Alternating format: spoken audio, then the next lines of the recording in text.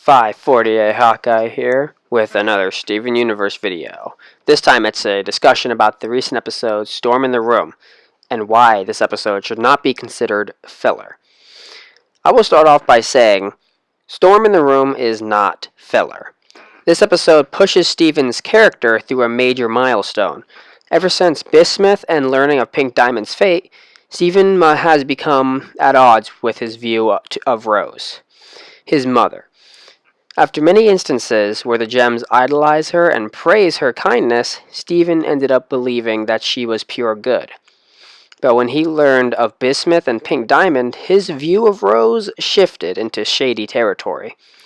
Steven still loved her, but also held disdain towards her for being absent, while he had to deal with problems she started.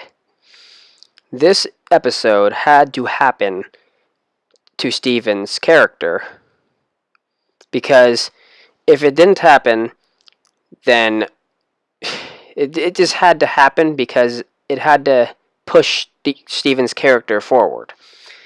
He had to accept the fact that he is present and that Rose will never come back. He has to also accept that it is his turn to take up her mantle and to stand steadfast with the gems as the sentries of Earth. Much like the episode The Return, Storm in the Room is not filler because it pushes Steven to the next step of maturity, molding him into a more effective guardian for Earth. So basically, this episode had to happen because he had to accept the fact that he's here now and that Rose is gone. He has to accept the fact that Rose left behind a lot of problems, and it's up to him to help deal with them.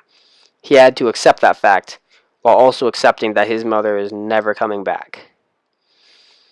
And I like to think that this episode pushes his maturity. I compare this episode to The Return because in The Return, before The Return, I never really cared for Steven Universe because I thought Steven himself was a little too immature, which he's a kid, of course. But The Return really got me into it because after that, Steven has become like super mature. And like, have you guys noticed that? Like from like early season 1 to like now, he's like did a drastic change. He is now way more mature than he was. Like, I liked The Return because of that reason, and because it got more serious. And I like to think of in Storm in the Room as another one of those moments where it pushes Steven to become more mature, to kind of accept the fact that he's stuck with her problems and he has to be there to deal with it. And he has to accept the fact that, hey, Rose isn't coming back, so you just got to get over it. She's never coming back. You got to stay focused in the moment. And I feel like this episode was necessary because it kind of pushes him. I feel like it makes him a better leader to become at peace with this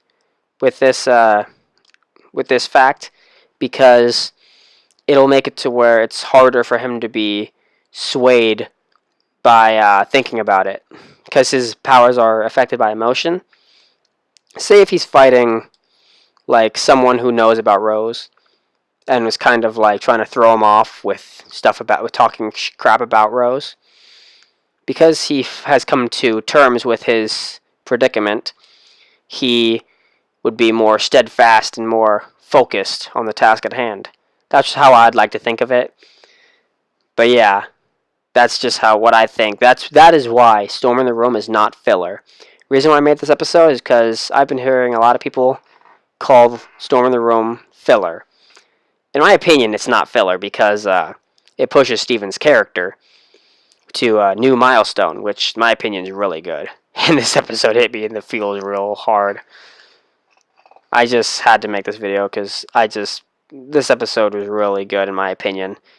I really like this episode. Like, it just did it for me. I love it. I love it when characters, especially main characters, hit milestones in their character development. I just love it.